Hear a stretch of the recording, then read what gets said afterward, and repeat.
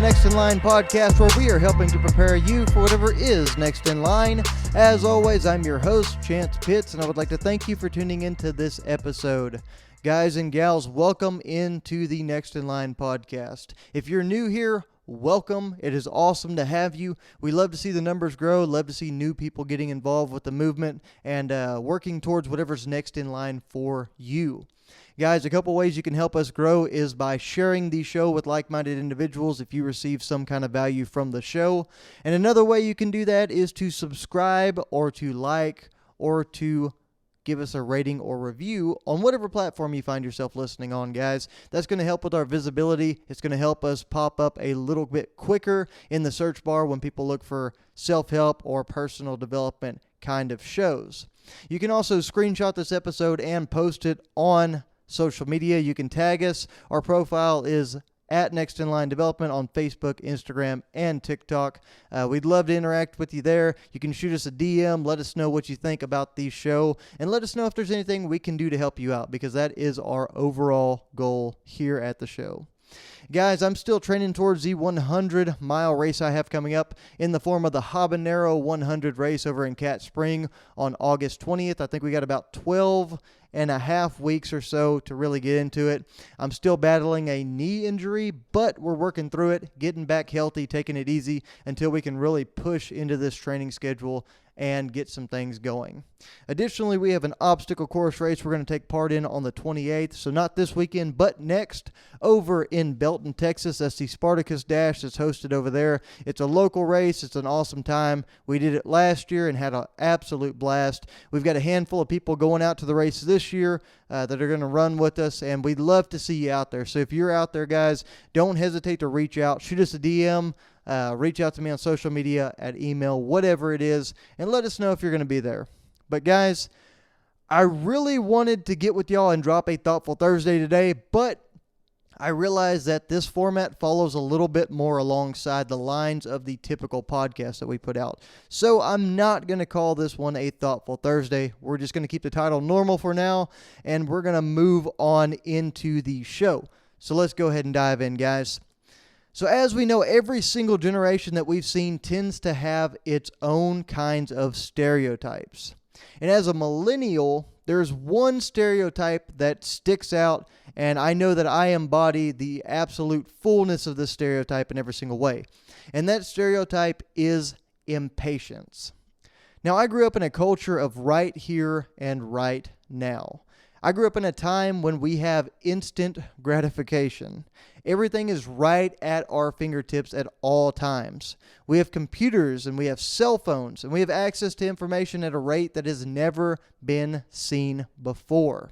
And I guarantee that this is the root cause of the general lack of patience in our generation, if you're part of the generation of the millennials like myself. And on top of being a millennial that is plagued with this lack of patience, I find myself someone who is a overachiever by nature. So whenever you tie this personality trait of always wanting to accomplish these huge things to my millennial tendency of being rather impatient, you end up with a guy who wants to accomplish a lot of things and who wants to accomplish them right now. So guys, you end up with this kind of super impatience, if you will. And then there's another trait that is within my personality that I'm going to add to this picture that I've painted before you right now. And that is that I am a very future-focused person by nature. Now, this could be because I am very accomplishment-oriented, or it could be that it's its own standalone personality trait.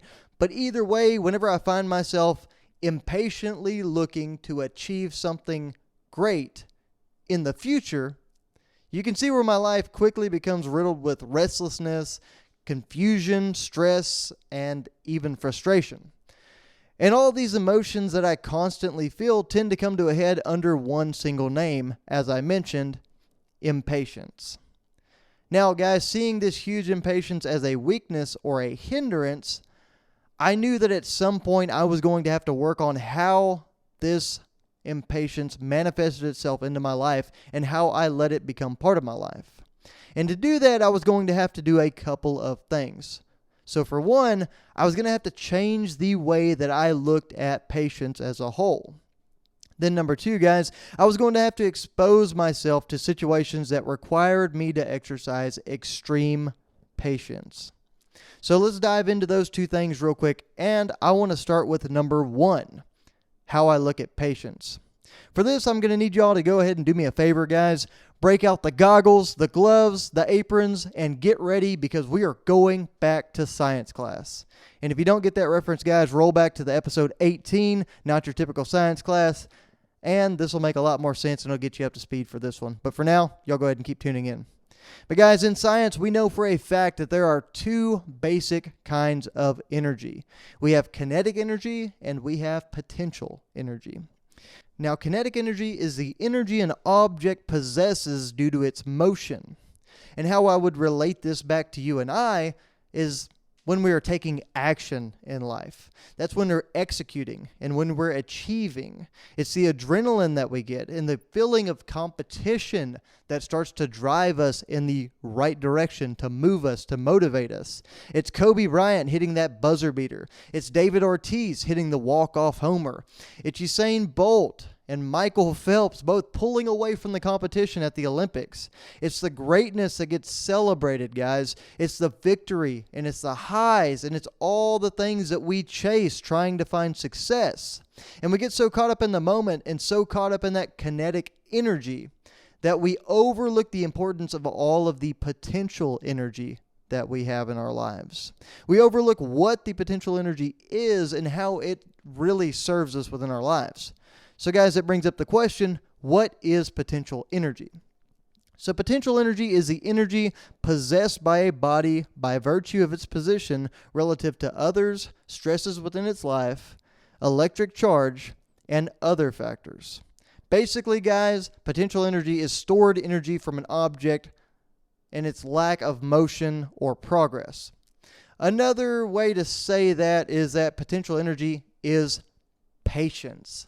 Guys, patience is so important, and that's going to be the overall theme, like I said. So we're going to be relating that back to patience. And remember, kinetic energy is the action that we take. So just keep that in mind as we go forward. Guys, potential energy, or the patience, is before the action. It's within the moments of preparation. For Kobe, it's the hundreds of thousands of shots that he took preparing to make the buzzer beater. It's the hundreds of thousands of balls that David Ortiz hit from the tee or from soft toss in order to prepare for the walk-off moment.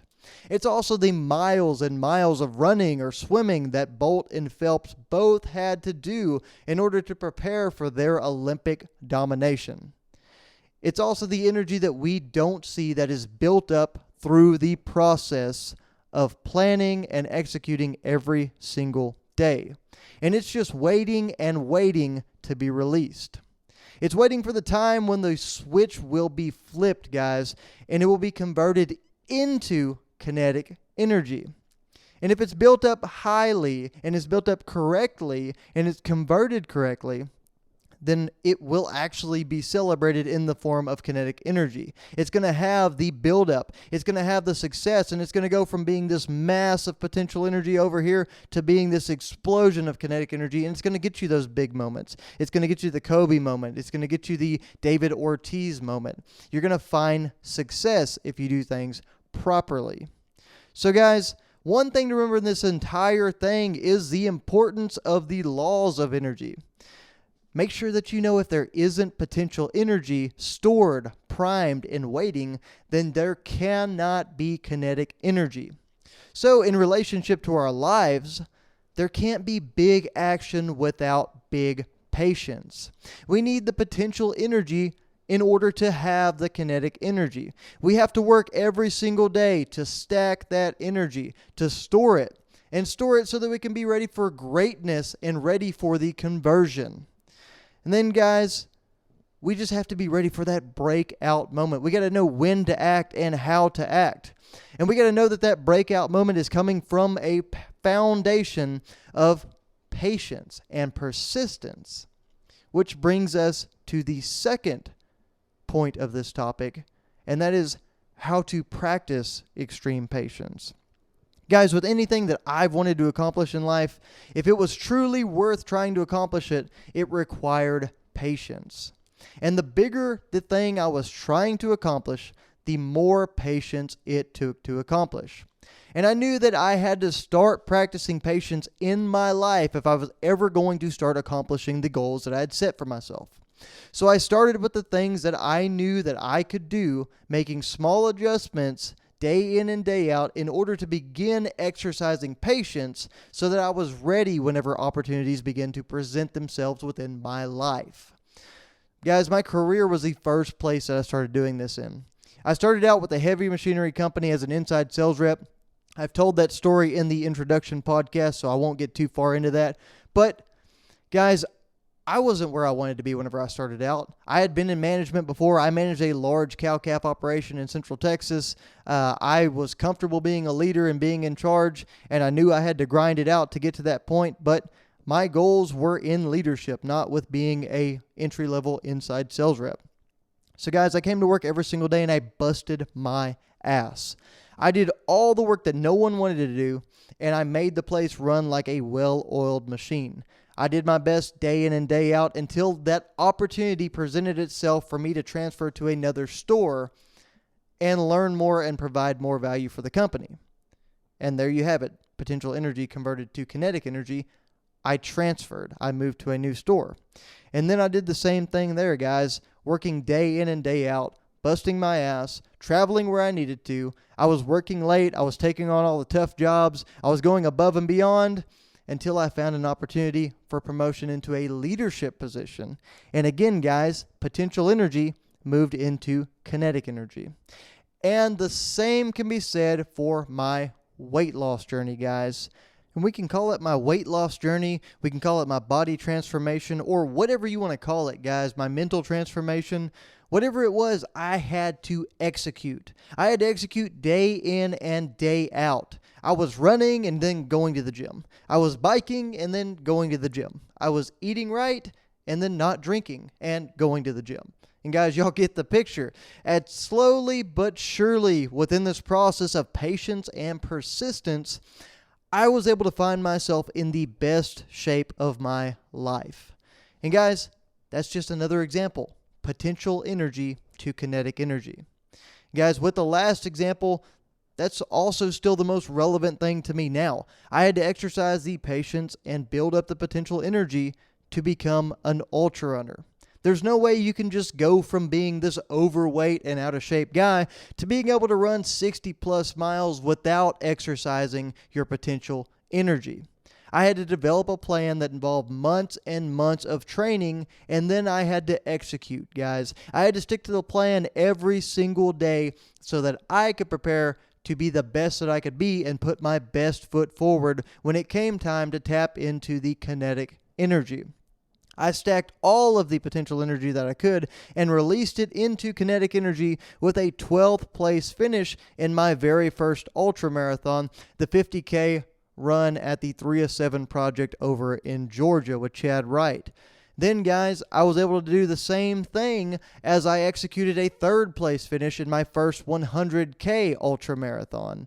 But guys, even through all of these accomplishments, even through all of these success stories of me being able to execute patience and to tap into that potential energy and store it up, there's still going to be hiccups, guys. I still go through things all the time that are examples of me tripping up and struggling with this same potential energy.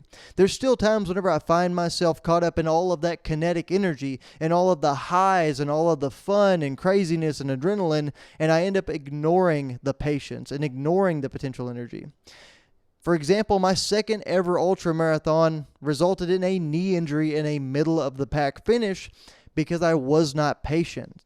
I jumped right back into a race whenever I had just completed my first ultra marathon. I was still on the high of it and I wanted to achieve another one. So I didn't train properly. I didn't give my body time to recover.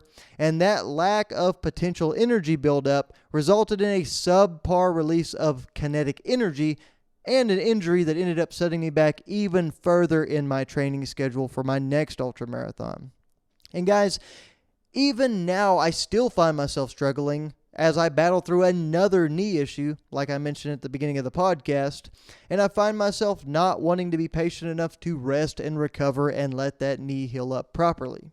In fact, guys, just tonight I had to remind myself of the simple fact that you cannot have success without patience. I made myself take an active recovery style rest day rather than going and running about 6 miles like I really wanted to.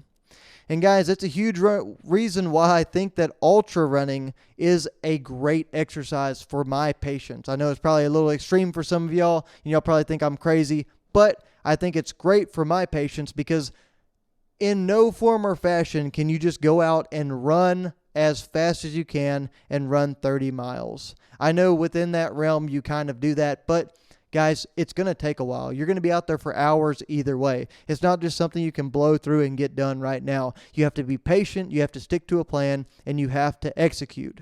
And no matter how fast you want to be completing another long race, you also have to take time to rest and retrain in between races so that you can start chasing that next accomplishment, guys.